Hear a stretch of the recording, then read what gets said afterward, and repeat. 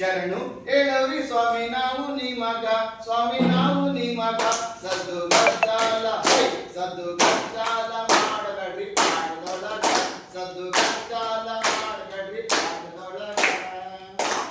ಬೂಸ್ನೂರು ಮಠದಯ್ಯ ಬಾವಳ್ಗಿ ಶಿವಲಿಂಗ, ಬೂಸ್ನೂರು ಮಠದಯ್ಯ ಬಾವಳ್ಗಿ ಶಿವಲಿಂಗ. ಇಲ್ಲಪ್ಪ ನಿಮ್ಮ ದಯೆ ನಮ್ಮ ಮ್ಯಾಲೆ, ಇಲ್ಲಪ್ಪ ನಿಮ್ಮ ದಯೆ ನಮ್ಮ ಮ್ಯಾಲೆ.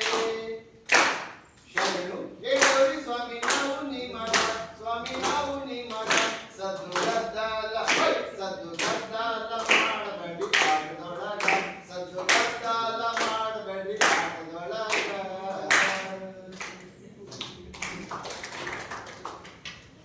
ಈಗ ನಮ್ಮ ಕಾರ್ಯಕ್ರಮಕ್ಕೆ ಭಾಷೆ ಮಾತ್ರ ಗೊತ್ತಿತ್ತು ಅವರಿಗೆ, ಬರವಣಿಗೆ ಗೊತ್ತಿರಲಿಲ್ಲ, ಲಿಪಿ ಇರಲಿಲ್ಲ, ಎಜುಕೇಶನ್ ಇರಲಿಲ್ಲ. ಆದರೂ ಕೂಡ ಅವರು ಒಂದು ಕೆಲವು ಪದಗಳನ್ನು ಸೇರಿಸಿ ಒಂದು ಹಾಡು, ಅವ್ರು ಯಾವುದಾದ್ರೂ ಒಂದು ಆಪ್ಷನ್ ಕೊಡ್ತಾರೆ, ಹೇಳ್ತಾರೆ ಇದರಲ್ಲಿ ಲ್ಯಾಪ್ ಮಾಡ್ಕೊಳ್ಳೋಣ ಅಂತ ಕೇಳ್ತಾರೆ. ಆವಾಗ ಅವ್ರು ಹೇಳ್ತಾರೆ, ಒಂದು ಕಲಿಯುವುದು ಕಷ್ಟ, ಮತ್ತೊಂದು ಮರೆಯುವುದು ಕಷ್ಟ. ಯಾವುದು? ಭರತನಾಟ್ಯ ಕಲಿಯುವುದು ಕಷ್ಟ, ಕ್ಯಾಬ್ರೆ ನಾಟ್ಯ ಮರೆಯುವುದು ಕಷ್ಟ. ಈ ತರ ಚುಟುಕು ನಾವು ಯಾವುದಾದ್ರೂ ವೇದಿಕೆಗಳಲ್ಲಿ ಮಾತಾಡ್ಬೇಕಾದ್ರೆ ಟಿಟ್ ಫಾರ್ ಟ್ಯಾಟ್ ಅಂತ ಹೇಳ್ತೀವಲ್ಲ, ಆ ತರ ಮಾತಾಡ್ಬೇಕು. ಬೇರೊಬ್ಬರಿಗೆ ಹಾಸ್ಯವಾಗಿ ಇರಬೇಕು, ಅರ್ಥಪೂರ್ಣವಾಗಿ ಇರಬೇಕಂದ್ರೆ ನಾವು ಸಾಹಿತ್ಯನ ಓದ್ಬೇಕು. ನಾವೇನ್ ಮಾಡ್ತಾ ಇದ್ದೀವಿ ಅಂದ್ರೆ ಸಾಹಿತ್ಯ ಇವಾಗ ಓದ್ತಾ ಇಲ್ಲ. ಅದೊಂದು ಬಿಗ್ಗೆಸ್ಟ್ ಡ್ರಾಬ್ಯಾಕ್. ನಮ್ಮಲ್ಲಿರ್ತಕ್ಕಂಥ ಒಂದು ಕಲೆ ಆಗಿರ್ಬೋದು, ನಾಲೆಡ್ಜ್ ಆಗಿರ್ಬೋದು, ಇನ್ಹರೆಂಟ್ ಟ್ಯಾಲೆಂಟ್ ಇದೆಯಲ್ಲ, ಅದು ಆಚೆ ಬರಬೇಕಂದ್ರೆ ಸಾಹಿತ್ಯನ ಓದ್ಬೇಕು, ಸಾಹಿತ್ಯ ಪ್ರಿಯರಾಗ್ಬೇಕು ನಾವು. ಆಯ್ತಾಯ್ತಾ?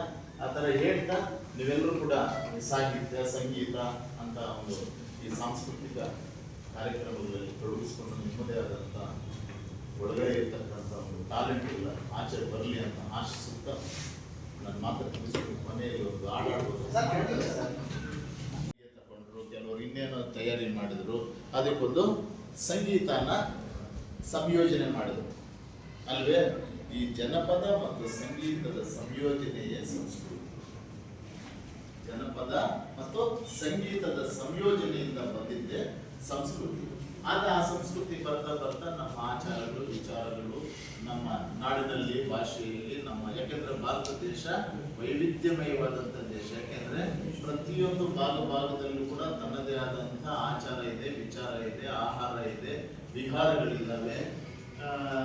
ಧಾರ್ಮಿಕವಾಗಿ, ಶೈಕ್ಷಣಿಕವಾಗಿ, ಸಾಂಸ್ಕೃತಿಕವಾಗಿ, ಸಾಮಾಜಿಕವಾಗಿ, ರಾಜಕೀಯವಾಗಿ, ಉಡುಗೆ ತೊಡುಗೆ ಎಲ್ಲವೂ ಕೂಡ ವಿಭಿನ್ನವಾಗಿರ್ತಕ್ಕಂಥ ಏಕೈಕ ದೇಶ ಯಾವುದಾದ್ರೂ ಜಗತ್ತಿನಲ್ಲಿದೆ ಅಂದ್ರೆ ಅದು ಭಾರತ ಮಾತ್ರ. ಇಷ್ಟಿದ್ರೂ ಕೂಡ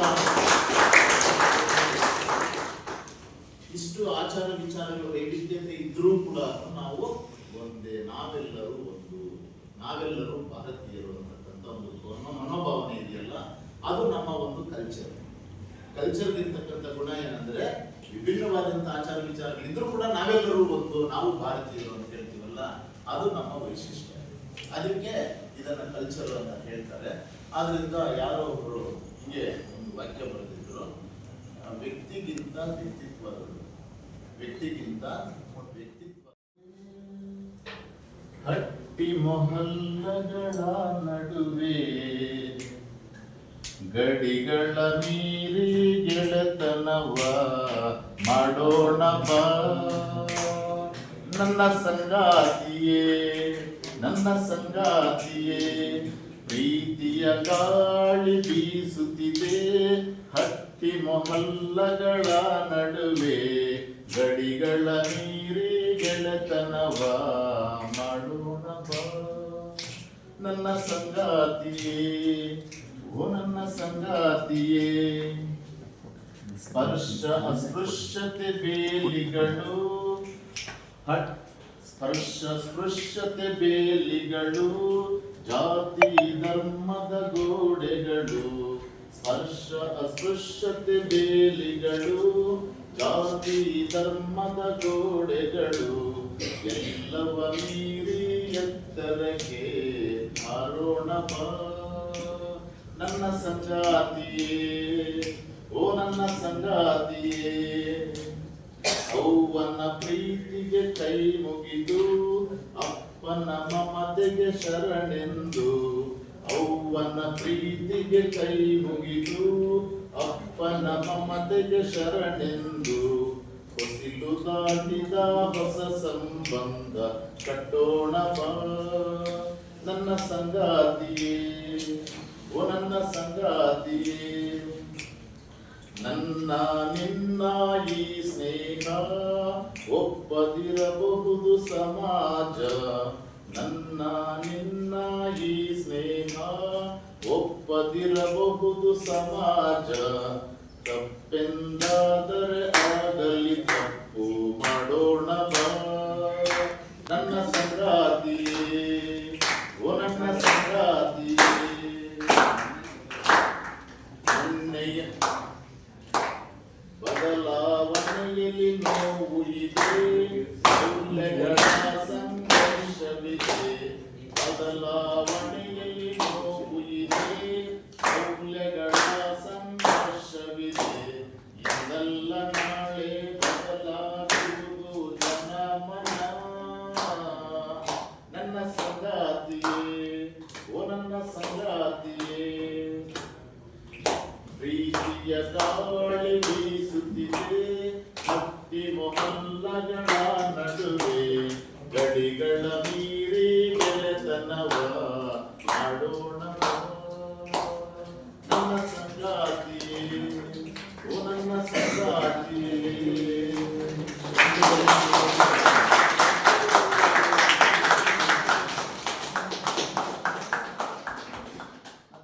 ನಂಗೆ ಯಾಕೆ ಅಂದ್ರೆ ಇಲ್ಲಿ ಬರ್ತಾ ಇದ್ದೀವಿ ಸಂಸ್ಕೃತಿ ಅಂದು ಇಂದು ಮುಂದು.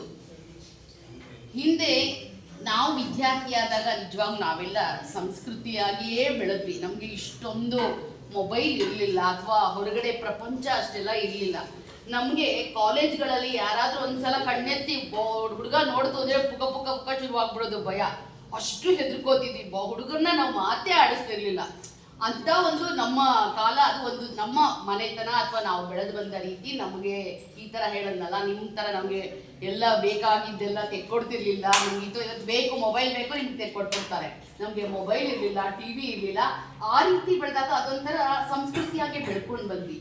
ಯಾಕಂದರೆ ನಮ್ಮ ದೇಶದ ಸಂಸ್ಕೃತಿ ಅಂದರೆ, ನೀವು ಹಿಂದೆ ದೇವತೆಗಳನ್ನೆಲ್ಲ ತಗೊಂಡಾಗ ಅವರ ಉಡುಗೆ ತೊಡುಗೆಗಳು, ಭಾರತೀಯ ಸಂಸ್ಕೃತಿ ನೋಡಿ. ಈಗ ಒಂದು ನಮ್ಮ ದೇವ್ ಸರಸ್ವತಿ ಲಕ್ಷ್ಮಿ ಎಲ್ಲ ತಗೊಂಡಾಗ ಅಲಂಕೃತವಾಗಿ ಆ ತಾಯಿ ಸೀರೆ ಉಟ್ಟು ಕೂತ್ಕೊಂಡಾಗ ನಮಗೆ ಯಾರ ನಮ್ಮ ಮನೆಯಲ್ಲಿ ಹೆಣ್ಮಕ್ಳು ಡ್ರೆಸ್ ಮಾಡ್ಕೊಂಡಾಗ ಹೇಳ್ತಾರೆ, ನೀನು ದೇವಿ ಥರ ಕಾಣಿಸ್ತಾ ಇದೆಯಾ. ಯಾಕಂದರೆ ದೇವರಿಗೆ ಹೋಲಿಸ್ತಾರೆ. ಭಾರತೀಯ ಸಂಸ್ಕೃತಿ ಅಂದರೆ ಅಷ್ಟೇ. ಯಾಕೆ ನಿಮಗೆ ಇದನ್ನು ನಾನು ಹೇಳ್ತಾ ಇದ್ದೀನಿ ಅಂದರೆ, ನಿಮ್ಮಂತಹ ವಿದ್ಯಾರ್ಥಿಗಳು ಬ್ಯಾಂಕಾಕ್ ಯೂನಿವರ್ಸಿಟಿ ನಾವು ಕಾರ್ಯಕ್ರಮ ಕೊಡಕ್ಕೆ ಹೋದಾಗ ನಮ್ಮ ಭರತನಾಟ್ಯದ ಆ ವೇಷವನ್ನು ನೋಡಿದಾಗ ಅಲ್ಲಿ ಮಕ್ಕಳು ನಮ್ಮ ಜೊತೆಗೆ ಡಾನ್ಸ್ ಮಾಡಿದ್ರು. ಅಂದರೆ ಸಾಂಸ್ಕೃತಿಕ ವಿನಿಮಯ ಮಾಡ್ಕೊಂಡ್ವಿ. ಅಲ್ಲಿಯ ಡಾನ್ಸು ನಮ್ಮ ಡಾನ್ಸು ಎರಡೂ ಇತ್ತು. ಆಗ ನಿಜವಾಗ್ಲೂ ಅಲ್ಲಿಯ ಮಕ್ಕಳು ಹೇಳಿದರು, ನಿಮ್ಮ ಸಂಸ್ಕೃತಿ ತುಂಬ ಚೆನ್ನಾಗಿದೆ ಅಂತ. ನಮ್ಮ ಸಂಸ್ಕೃತಿಗೆ ಅವ್ರ ಕೈ ಮುಗಿಯೋದನ್ನ ಕಲ್ತ್ಕೊಂಡ್ರು. ಕೈ ಎಷ್ಟು ಚೆನ್ನಾಗಿ ಮುಗಿಯೋದು. ಫಸ್ಟ್ ನಮಗೆ ಭರತನಾಟ್ಯದಲ್ಲಿ 2 ಹಸ್ತಗಳನ್ನು ಜೋಡಿಸಿ ಮಾಡ್ತಾರೆ. ಇದು ನಿಜವಾದ ಭಾರತೀಯ ಸಂಸ್ಕೃತಿ. ಕೈ ಮುಗಿದ್ರೆ ಸಂಸ್ಕೃತಿ, ಕೈ ಎತ್ತಿದ್ರೆ ಏನಾಗುತ್ತೆ? ಕೈ ಎತ್ತಿದ್ರೆ ಏನಾಗುತ್ತೆ, ಕೈ ಮುಗಿದ್ರೆ ಏನಾಗುತ್ತೆ? ಕೈ ಎತ್ತದು ವಿಕೃತಿ, ಕೈ ಮುಗಿಯೋದು ಸಂಸ್ಕೃತಿ ಅಲ್ವಾ? ನಾವು ಅದಕ್ಕೆ ಎಷ್ಟೋ ಮಕ್ಕಳು ಇವಾಗ ಆದಿತ್ಯನೇ ಬಂದು ನನಗೆ ಅಲ್ಲಿ ಅಷ್ಟು ಓಡಿ ಬಂದ, ಅದು ಒಂದು ಸಂಸ್ಕೃತಿ. ನಾನು ಯಾರೋ ಅವನು ಯಾರೋ ಆದಿತ್ಯ, ಆದರೆ ಅವನಿಗಿರುವಂತಹ ಗೌರವ ಅದು ಬೇಕು ಮಕ್ಕಳಲ್ಲಿ. ಈಗ ನೀವು ಎಷ್ಟು ಸಂಸ್ಕೃತಿಯಾಗಿ ಬೆಳ್ಕೊಂಡು ಹೋಗ್ತಿರೋ, ಸಂಸ್ಕಾರವನ್ನ ವಿದ್ಯಾರ್ಥಿ ಜೀವನದಲ್ಲಿ ನಡೆಸ್ಕೊಳ್ತಿರೋ, ಮುಂದೆ ಅದು ನೀವು ಎಲ್ಲಿ ಯಾವ ಹುದ್ದೆಗೆ ಹೋಗ್ಲಿ, ಎಲ್ಲಿ ಹೋಗ್ಲಿ, ಅದು ನಿಮ್ಗೆ ಖಂಡಿತ ಕಾಪಾಡುತ್ತೆ. ಹಾಗಾಗಿ ನೀವು ಏನು ಓದಿದ್ರು ನಿಮಗೆ ಸಂಸ್ಕೃತಿನೇ ಇಲ್ಲ ಅಂದರೆ, ನೀವು PhD ಮಾಡಿರ್ಬೋದು, ನಿಮ್ಗೆ ಸಂಸ್ಕೃತಿನೇ ಇಲ್ಲ ಅಂದರೆ ನಿಮ್ಗೆ ಯಾರು ರೆಸ್ಪೆಕ್ಟ್ ಮಾಡಲ್ಲ. ಅಯ್ಯೋ ಅವನ PhD ಓದಿಯಾನಷ್ಟೇ, ಅವ್ನಿಗೆ ಏನು ಗೊತ್ತಿಲ್ಲ.